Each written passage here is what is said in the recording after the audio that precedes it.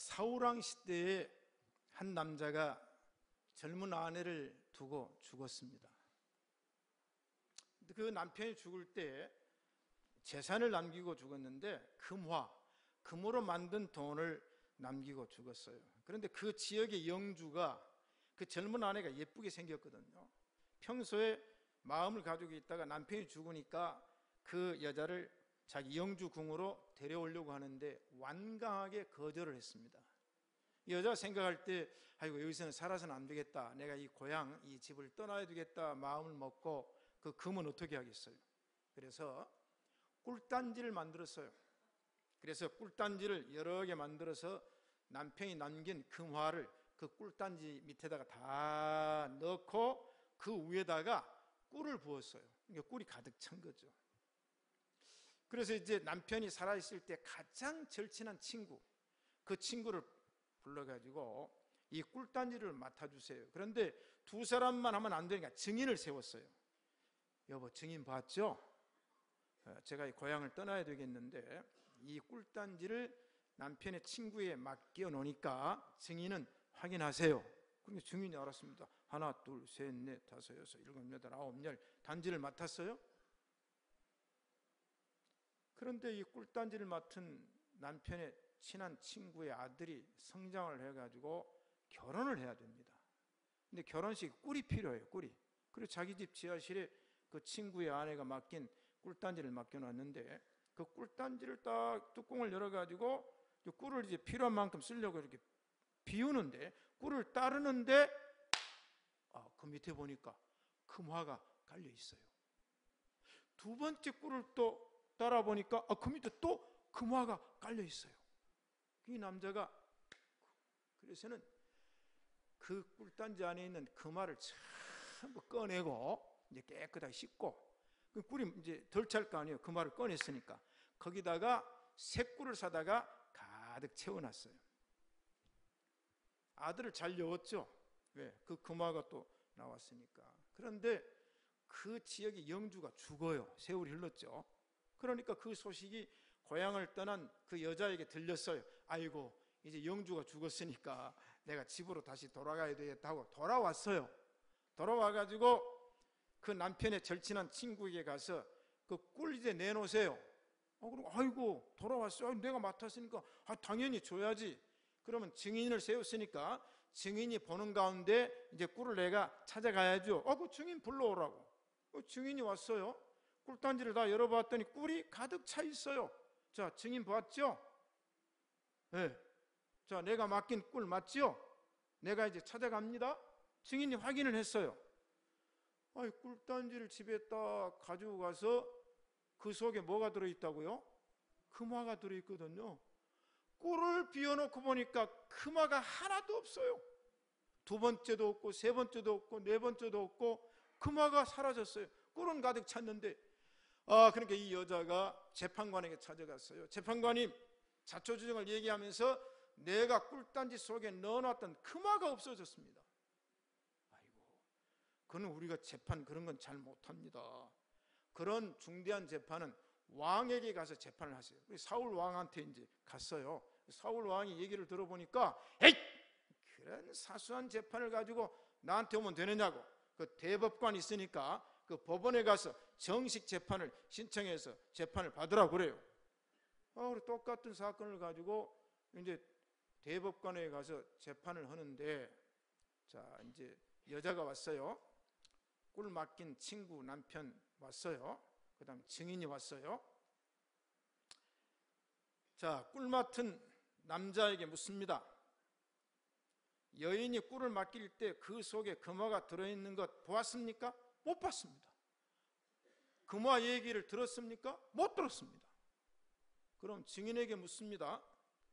여인이 꿀을 맡길 때 그 안에 금화가 들어있다고 말을 했습니까? 안 했습니다. 그러면 그 꿀단지 안에 금화가 있는 거 알았습니까? 몰랐습니다. 이제 여자한테 물어요. 자, 그럼 여인에게 묻습니다. 당신이 이 꿀단지 안에 금화를 넣어놨다는 이야기를 누구에겐가 했습니까? 안 했습니다. 누구에겐가 보여줬습니까? 안 보여줬습니다. 대법관이 얘기를 합니다. 우리 재판은 증거 유지의 재판입니다.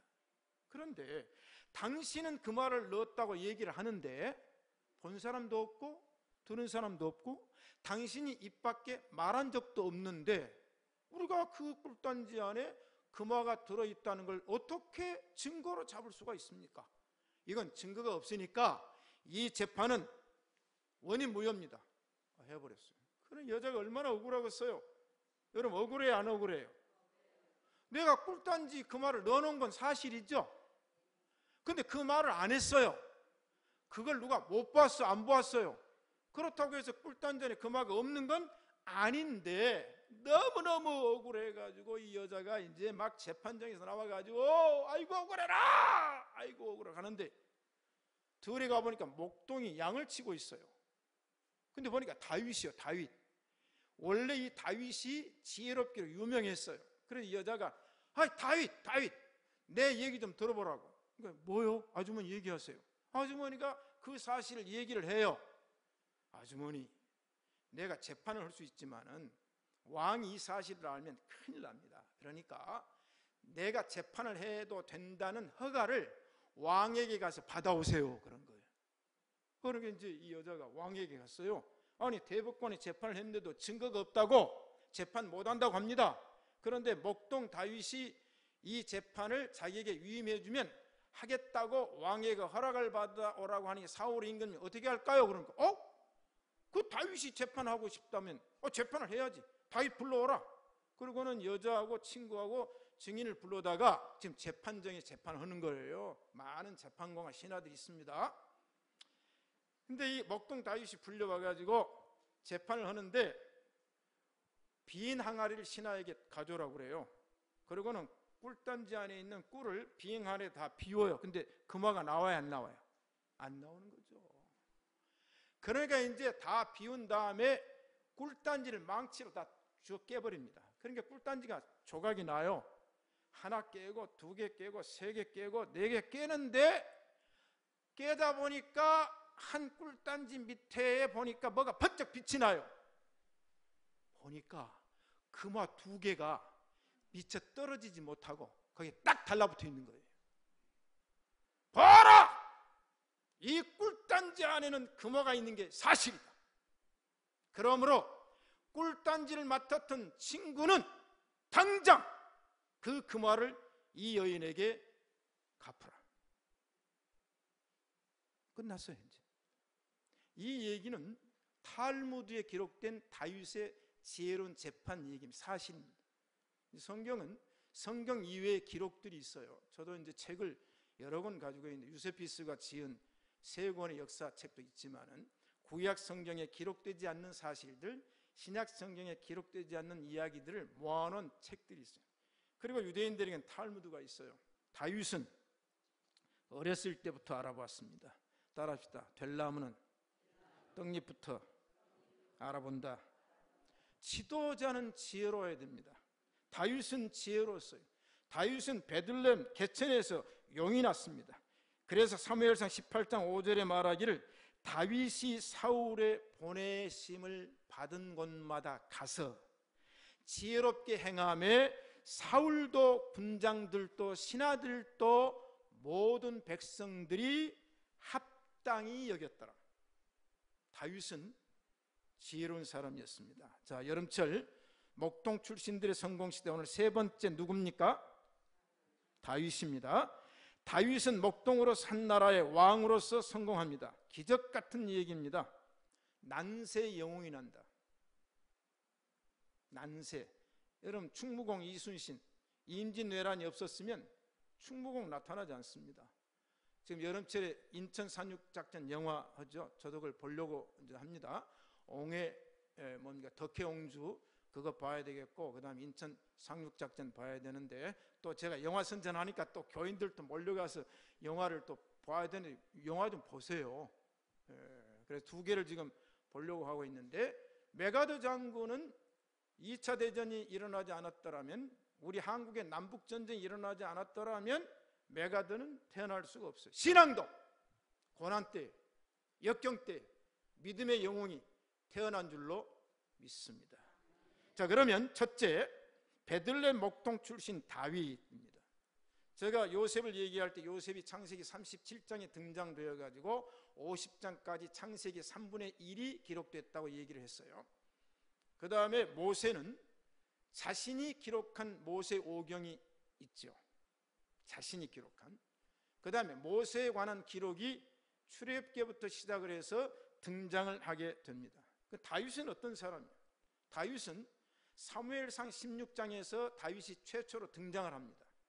그러면서 사무엘상, 사무엘하, 그 다음에 역대상, 역대하, 열왕기상, 열왕기하인데 그 가운데 다윗과 사울과 솔로몬의 얘기가 나오지만 그러나 그 핵심이 다윗이에요. 자기에 관한 기록이 되어 있을 뿐만 아니라 다윗은 시편을 기록합니다. 성경의 기록자입니다.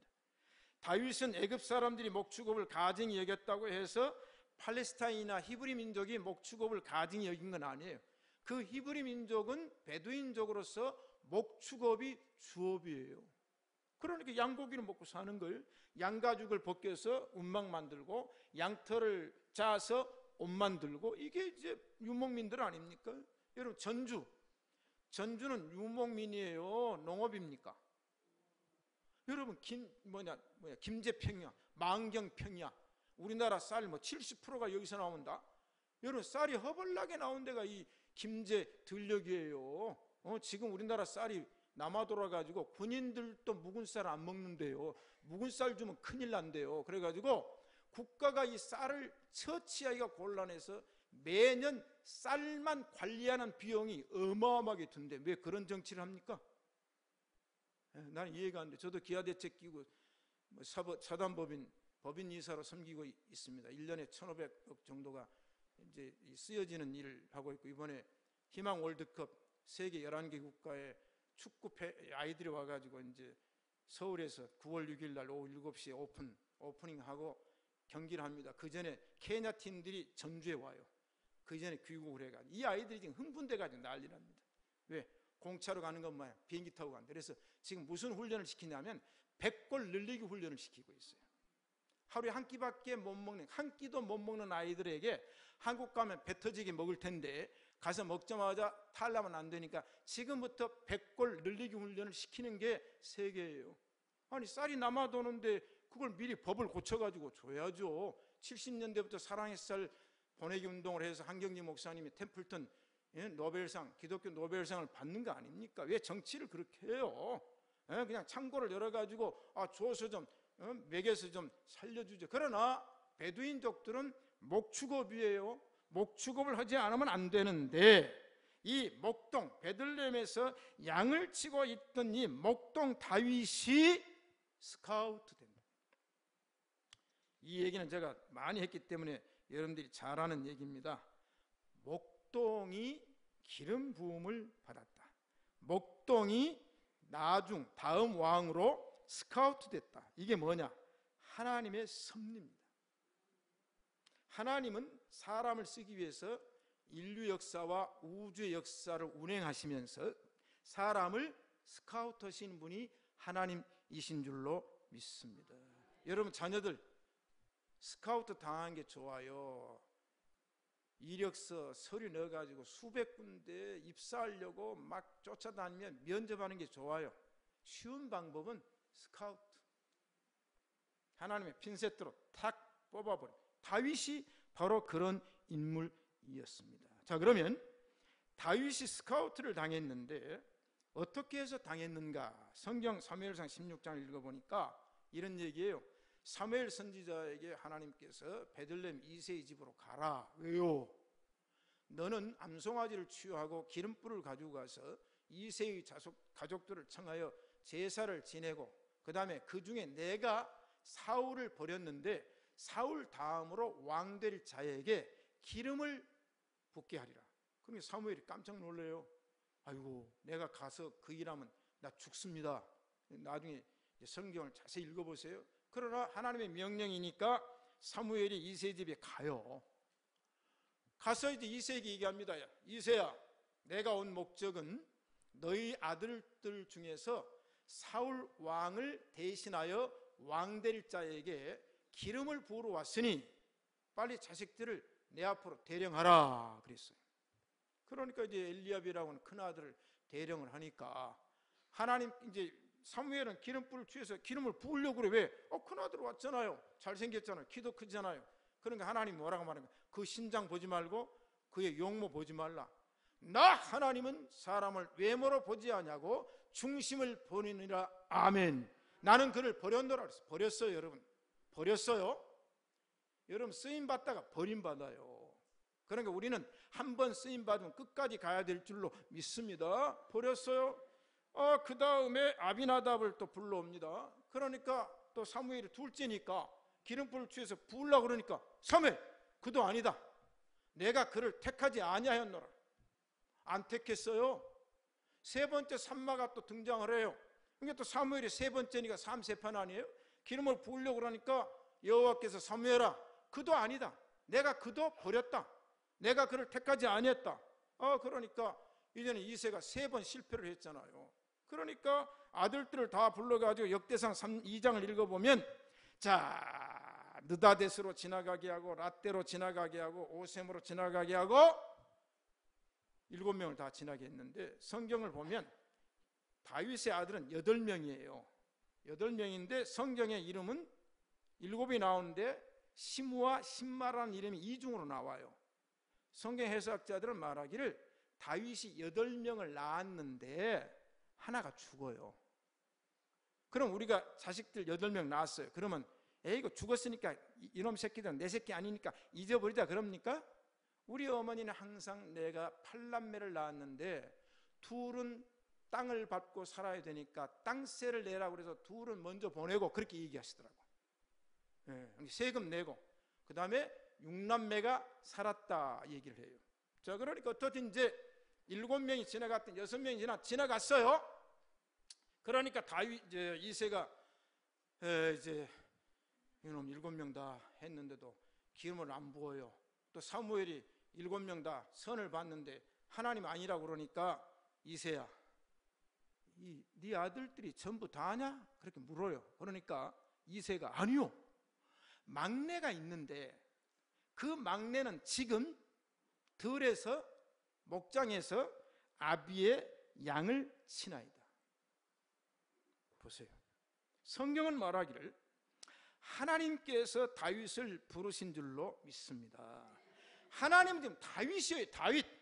인간적으로 부모는 다른 아들들에게 왕이 되게 하기 위해서 기름을 붓게 하고 싶었지만은 하나님은 다윗이요. 불러왔어요. 자, 그러니까 하나님의 평가, 하나님의 선택의 기준은 뭐냐? 사람들은 신장을 보고 사람들을 외모를 보거니와 나 여호와는 사람의 중심을 보느니라. 아멘. 중심. 이게 하나님께 통해야 돼요. 여러분, 여자들 여름철에 힘들죠? 화장해도 땀나가지고 흘러버리고 그러다가 예배 시간에 늦어요. 화장하다가. 여러분, 얼굴은 주근깨 김이 나타날지라도 내 모습 이대로 주님께 나오면 하나님께서 저와 여러분의 중심을 보실 줄로 믿습니다. 사무엘이 기름불을 취하여 그 형제 중에서 그에게 부었더니, 사무엘이 기름불을 취하여 그 형제 중에서 그에게 부었더니, 사랑하는 성도 여러분, 우리는 오늘날도 성령의 기름 부음을 받아야 될 줄로 믿습니다. 오늘 이 예배에도 성령의 기름 부어 주십니다. 성령께서 은혜로 함께 하십니다. 이 예배 가운데 여러분들에게 성령의 기름 부음, 하나님의 은혜로 충만하게 임하시기를 소원합니다. 그럼 기름 부음을 받았어요. 그럼 끝입니까? 안수 받았어요? 임직 받았어요? 끝입니까? 착각 들어지 마세요. 목사 됐으면 끝입니까? 권사되고 장로 됐으면 끝입니까? 기름 부음을 받았는데 성경은 말하기를 사무엘상 16장 12절에 이에 보내어 그를 데려오매 그의 빛이 붉고 눈이 빼어나고 얼굴이 아름답더라. 여호와께서 가라사대 이가 크니 기름을 부어라. 사무엘이 기름불을 취하여 그 형제 중에서 그에게 부었더니, 그 다음이 중요해요. 이날 이후로는 사무엘에게 기름 부음을 받은 다윗이 그날 그 이후로는 다윗이 여호와의 신에게 크게 감동되니라. 아멘. 성령의 감동, 성령의 감화, 이게 없이는 안 돼요. 기름 부음을 받았으면 날마다 성령께서, 여호와의 신이 나에게 임하여 나를 감동시키고 나를 감화해 주셔야 될 줄로 믿습니다. 내가 떠나면 다른 보혜사를 너에게 보내시니 그는 진리의 영이라.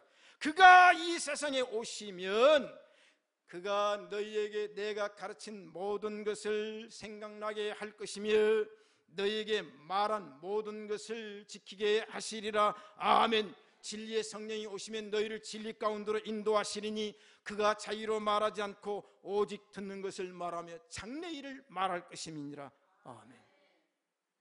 여러분, 착각 들어지 마세요. 한번 안수 받았으면 끝이에요?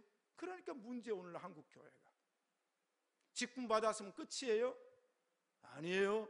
성령의 기름 부음 받음 중요합니다. 세례 받는 것 중요합니다. 그러나 그보다 더 중요한 것은 날마다 하나님의 신이, 여호와의 신이, 성령이 그를 감동시키니라. 아멘.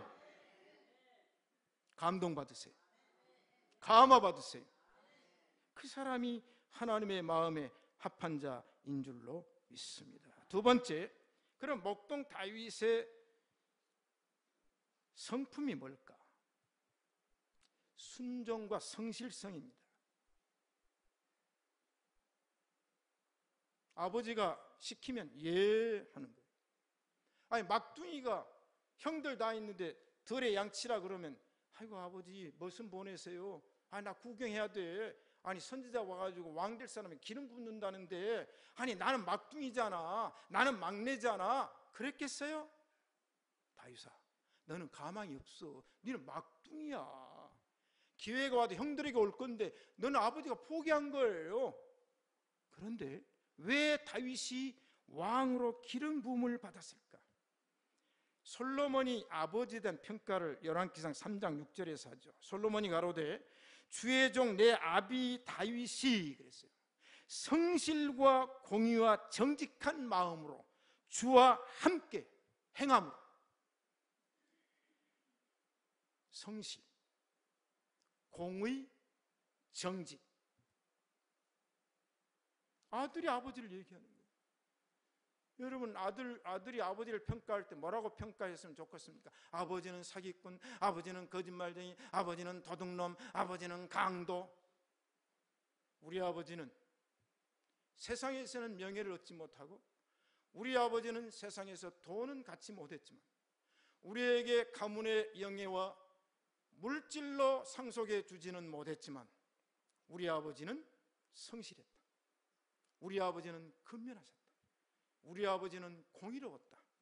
천금보다 나은, 세상의 명예와 권세와 어떤 돈보다 나은 자식의 평가.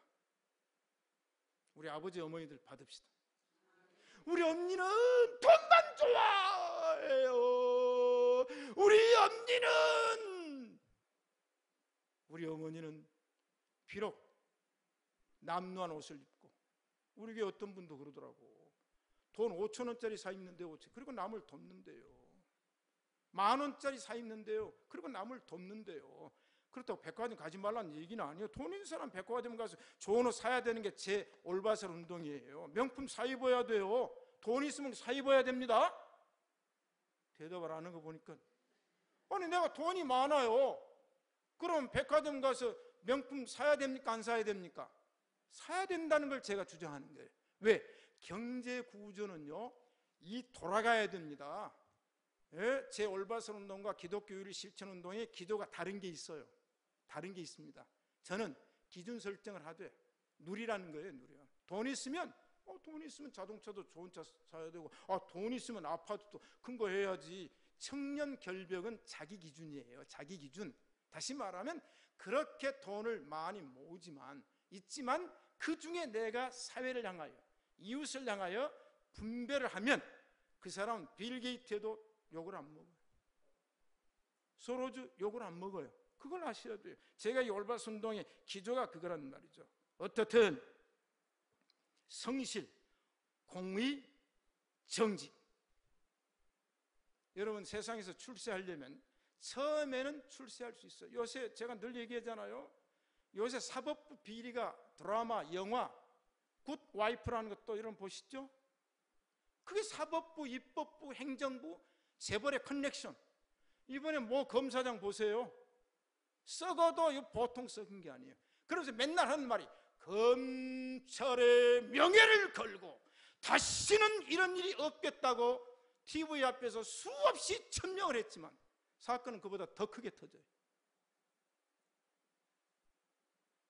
더 크게 터져요. 우리 출세 영달을 위해 살지 말고 하나님 앞에서 말씀대로 사시기를 축복합니다.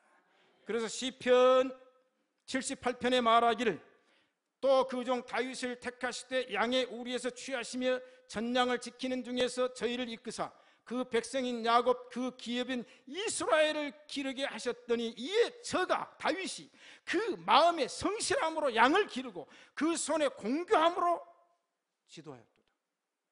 성실과 공교가 나옵니다. 자, 그럼 제가 뭐 옛날에 빚어졌지만 정종 씨가 회사의 사원들을 뽑는 기준을 그 인터뷰한 내용 한번 보세요. 젊은이들에게 길을 묻다. 질문 있습니다. 회장님, 저 취업 준비 진짜 열심히 했거든요. 토플, 토익 자격증. 얼굴도 이 정도면 예쁜 것 같고 저 좀 뽑아주시면 안 돼요? 어느 회사든지 그 학생의 학식보단도 성품을 볼 겁니다. 평소에 성실한 생각을 가지고 사는 학생은 다 취직이 될 것으로 이렇게 저는 보고 있습니다. 저 얘기가 누구 얘기요? 길은 가장 쉬운 길에 한국에서 무에서 유를 창조했던, 저는 정종희 씨를 존경하거든요. 물론 세 가지 모른다는 거 빼놓고 자식이 얼마인지 재산이 얼마인지 이건 뭐 빼놓고 저분은 위대한 분이에요. 사람 실수 안 한 사람 있겠어요? 저분이 현대중공업을 일으킬 때 덕후도 안 파놓고 그리스 가가지고 수주를 받아온 사람이에요. 그만큼 배짱이 있어야 되지 않겠어요? 그분이 뭐라고 말했어요? 성품, 두 번째 성실. 그러면 다 취직이 될 겁니다. 그런 사람을 뽑습니다. 제가 공부 잘하는 지혜를 얻는 7가지 방법 중에 영향을 줬다는 게 3가지라고 정리하면, 첫째는 뭐예요? 마이스타 고등학교. 앞으로 대학 사라집니다. 이해찬 문교부 장관이 실수한 것 중에 하나가 대학을 극대화시키고 하는 게 실수입니다. 그 인구 조사 다 했어야 됩니다. 그때 다 나왔죠. 그 시기에 명분, 실적을 위해서 하다가 지금 난리가 났죠. 또 하나 뭡니까? 두 번째 영향이 뭡니까? 모르죠. 두 번째 영향은 학벌철폐입니다. 세 번째가 뭡니까? 절대평가입니다. 저는 문교부 교과부 장관이죠. 그분이 반영을 하겠다고 그랬어요. 여러분, 성실, 우리는 모든 일에 성실해야 될 줄로 믿습니다. 그 다음에 다윗은 희생정신. 그 희생정신이 뭐예요? 살신성인이에요. 자, 사울왕 앞에 이제 갑니다. 사울왕이 갑옷을 입혀주려고 그래요. 그때 블레셋이 쳐들어와가지고 골리앗 서 있잖아요. 그러니까 이 다윗이 투구도 안 맞고 갑옷도 안 맞고 신도 안 맞고 창도 안 맞고 활도 안 맞아. 왜? 쬐까는 다윗 아닙니까? 목동 13살 정도 되는 목동이 맞겠어요? 이게 다 벗어 던져버리는 거예요 그냥. 그리고 평소 실력으로 공부는 교실에서, 공부는 집중. 이 평소 실력, 평소에 연마했던 거 아닙니까? 그러니까 다윗이 평소에 물맷돌 놀려가지고 사자 골통도 때리고 곰 골통도 때리고 그랬거든요. 이게 평소 실력이에요. 다 던져버리고 다윗이 사울 왕 앞에서 하는 말이 있어요. 종은 아비의 양을 지킬 때 사자나 곰이 와서 양떼에서 새끼를 움키면 내가 따라가서 그것을 치고 그 입에서 그 새끼를 건져내었고, 그것이 일어나 나를 해하고자 할 때 이제 양을 꺼냈어요. 근데 요놈이 또 이제 목동 다윗을 해하려고 할 때 내가 그 사자의 수염을 잡고 그것을 주먹으로 쳐 죽였나이다. 뛰어들었어요. 불구덩이로 뛰어들었어요. 사지로 뛰어들었어요. 사자의 굴로 뛰어들었어요. 오늘 많은 사람들이 고양이 목에 방울을 누가 다느냐. 고양이가 쥐 잡아먹어 죽이니까 쥐가 멸망할 것 같아요. 말은 하지요. 말은 누가 못합니까? 올바른 동 올바로 생각하고 올바로 말하고 올바로 말한 대로 행동하고 행동한 대로 책임진다. 그게 올바른 선동의 기조예요. 죽더라도 책임을 져야 돼요. 희생과 헌신이 돼도 손해를 볼지라도 책임을 져야 돼요. 그게 올바른 선동 아니겠어요? 말은 누가 못해요. 아이고 고양이 새끼만 없어졌으면 우리 쥐새끼들이 살 텐데 저놈 고양이 새끼 때문에 우리가 못 산다. 회의에서 결정을 하나 해서 그러면 고양이 목에다가 방울을 달자. 이제 회의에서 결정이 됐어요. 그러면 고양이 목에다 방울을 달면 고양이가 나올 때 땅가랑 땅가랑 땅가랑 땅가랑 하니까 소리가 날 거 아니냐 그 말이에요. 그러면 고양이 목에 방울 달 쥐새끼 나오라 한 마리도 안 나왔어요. 그래서 지금까지도 쥐는 고양이를 못 이겨요. 왜? 방울 달 사람이 없습니다. 사랑하는 성도 여러분, 다윗은 방울을 달았어요. 방울을 달 뿐만 아니라 그 고양이를, 그 골리앗을 쳐 죽임으로 셋째 전쟁의 영웅 다윗이 된 줄로 믿습니다. 아무나 전쟁 영웅 돼요? 아닙니다. 안 돼요. 아무나 믿음의 영웅이 됩니까? 제가 이제 책이 다 가져왔어요. 가져와가지고 지금 풀어놨는데 거기 아더 핑크가 쓴 믿음의 영웅이라는 히브리서 11장 강해 설교 집이 딱 보이더라고요. 아무나 믿음의 영웅이 됩니까? 고난이 없이는 믿음의 영웅이 될 수가 없는데 다니엘은 전쟁을 통해서 믿음의 영웅, 전쟁의 영웅이 된 줄로 믿습니다. 전쟁, 우린 영적 전쟁을 해야 돼요. 앞으로 이제 신앙은 전쟁이다. 제가 9.12 사태 일어났을 때 코스트에서 주제 강의했던 것이 바로 그겁니다. 그래서 책을 한 권 또 썼어요. 신앙은 전쟁이다. 목회도 전쟁이고 선교도 전쟁이고 우리 영적 전쟁입니다. 지금 IS 심각합니다. 이번에 폴란드에 프란체스코 교황이 가가지고 불란서 노르망디 옆에 있는 그 생트리엔 듀 보르데라고 하는 작은 마을에 신부가 83세 신부가 미사를 집전하는데 18살 먹은 IS 헌신 추종자 가서 죽여버렸어요. 난리가 났죠. 그러니까 교황이 성명서를 발표했어요. 종교 전쟁은 하면 안 된다. 제가 두 권의 책 안에 이미 하버드 교수였던 제3의 물결과 문명의 충돌이라는 책을 써서 미래를 예언했던 사무엘 헌팅턴 교수 돌아가셨습니다. 그분이 1998년 12월 24일 날 작고하셨어요. 소천했는데 그분은 미래학자입니다. 얼마나 많은 미래를 예언했습니까? 그분의 글을 제가 서국의 몰락과 그 다음에 너희들이 이 세대를 책임져라 두 권에다가 이미 독일에서 95년도에 6년도에 이 글이 나왔어요. 그리고 96년도에 나와가지고 바로 출판이 됐는데 그때 제가 그 글을 읽고 이미 제 쓴 책에다가 다 피력을 해놨어요. 미래의 전쟁은 군사전쟁, 정치전쟁, 금력전쟁 아니라는 거예요. 미래의 전쟁은 문명의 충돌이 온다. 그 충돌이 뭔가? 그것은 종교전쟁이다. 문화의 충돌은 뭔가? 기독교 세력과 이슬람 세력이 충돌한다고 그랬어요. 제가 서국의 몰락과 그 책에다 이슬람 제2의 종교로 부흥한다. 통계 다 내놨어요. 미래학자. 성경은 예언입니다. 시대는 미래를 보아야 됩니다. 이미 얘기를 했어요. 이분이 죽고 난 다음에 3년 만에 2001년 9월 11일 9.12 사태가 터졌어요. 2025년이 되면 기독교 인구를 이슬람이 능가하게 될 텐데 그때는 기독교가 이슬람에게 점령을 당하는 이 얘기를 사무엘 헌팅턴은 이미 했는데 지금 왜 애써서 종교전쟁을 피한 줄 아세요? 전쟁의 역사를 정리를 해봐야 돼요. 성경에서 말하는 구약의 전쟁, 강대국의 전쟁이죠. 블레셋, 그 다음에 바벨론, 그 다음에 아수르, 신바벨론, 그 다음에 이집트로 가잖아요. 그 다음에 로마로 가잖아요. 다 전쟁입니다. 아마겟돈 무기도 전쟁이에요. 제3차 전쟁은 중동에서 일어나는데 요한계시록에 이미 예언이 돼 있어요. 이제는 화약고가 중동인데 제3차 전쟁은 핵전쟁입니다. 그래서 지금 핵 때문에 난리예요. 자, 그러면 이 교황이 왜 종교 전쟁을 애써 외면하고 피해갔느냐? 역사를 알아야 돼요. 주 11세기부터 13세기까지 200년 동안 캐톨릭이 십자군, 여러분 학교 다닐 때 역사 세계사 배우셔서 알죠? 십자군 전쟁을 일으킵니다. 그때 9차례 십자군 전쟁을 일으키는데 교황들이 뭐라고 말했어요? 그리스도의 군사들이여 일어나라. 그래서 이슬람 치는 거예요. 얼마나 많이 죽었습니까? 종교는 전쟁이 아닙니다. 종교는 물론 정당 방위라는 것도 나와요. 그러나 십자군 전쟁을 상기시키는 겁니다. 그 다음에 터키 오스만이 일어나가지고 오스만 제국을 건설했어요. 제국을 건설하고 유럽과 아시아, 일부 아프리카까지 500년 동안 지배했어요. 그때 얼마나 많이 기독교인들이 죽었어요? 유대교인들이 죽었습니까?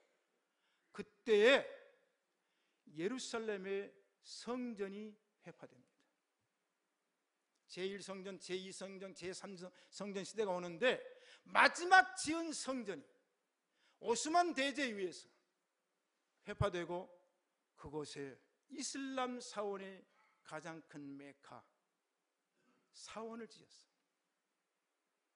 이 말의 의미는 그냥 의미가 아닙니다. 여러분, 굉장히 심각한 의미예요. 여러분, 전쟁, 이 시대에 이 전쟁을 이길 수 있는 다윗과 같은 용맹한 사람, 믿음의 사람이 세계 어디선지 나와야 되는데 제 꿈은 우리 한국에서 남북통일 이루면 나올 줄로 믿습니다. 우리 신시가 대변의 자녀들 가운데 나올 줄로 믿습니다. 그러면 다윗이 전쟁의 영웅이 되었던 또 가장 중요한 근거는 뭘까? 우리가 성경 읽어보면 사무엘상 17장에 다윗이 이제 다 벗어버리고 골리앗 앞에 나갑니다. 신하들도 떨고 사울 왕도 발발발발 떨어요. 그 목소리 앞에, 그 위험 앞에, 그 창 앞에, 그 배틀채 같은 칼 앞에서 떨고 있습니다. 그때 다윗이 골리앗에게 나갑니다. 나가면서 뭐라고 외칩니까? 너는 칼과 창과 단창으로 내게 오거니와 나는 만군의 여호와 이름 곧 네가 모욕하는 이스라엘 군대의 하나님의 이름으로 네게 가노라. 선전포고, 영적인 선전포고. 오늘 이 시대에는 미사 여구의 설교가 아니라 하나님의 영적인 선전포고가 한국 교회를 향하여 선포되어야 될 줄로 믿습니다. 너는 칼과 창과 단창으로 배틀채 같은 최첨단의 무기로, 최강한 무기로 나오지만 나는 네가 모욕하는 만군의 여호와 이스라엘 군대의 하나님의 이름으로 네게 가노라. 오늘날 여호와께서 너를 내 손에 붙이시리니 내가 너를 쳐서 네 머리를 베고 블레셋 군대의 시체로 오늘날 공중의 새와 땅의 들짐승들에게 주어서 온 땅으로 이스라엘의 하나님을 알게 하리라. 또 여호와의 구원하심이 창과 칼이 있지 아니함을 무리로 알게 하리라. 전쟁은 여호와께 속한 것인지 그가 너를 내 손에, 우리의 손에 붙이시리라. 이게 물맷돌의 승리입니다. 오늘 한국교회는 물맷돌이 필요합니다. 오늘 한국교회 목사들은 날마다 하나님의 말씀 한 방이, 그 한 구절이 민족을 깨우고 나라를 깨우고 교회를 부흥시키는 여호와의 핵무기가 되어야 될 줄로 믿습니다. 네 번째, 그런 다윗은 왕이 될 때까지 고난을 받습니다.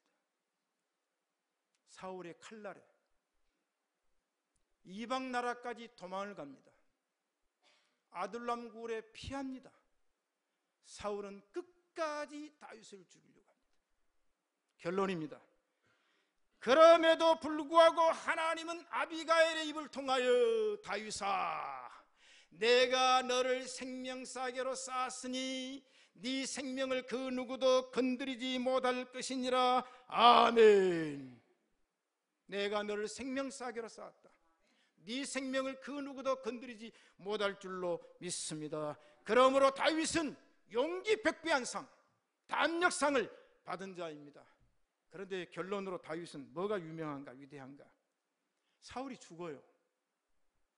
요나단이 죽어요. 전쟁터에 나가가지고 블레셋도 쳐들어오거든요. 다윗이 있을 때는 승리를 했는데 이 다윗을 막 죽이려고 쫓아다니니까 왕이 그냥 혼비백산이 돼가지고 전쟁 오니까 이제 이길 수가 없어요.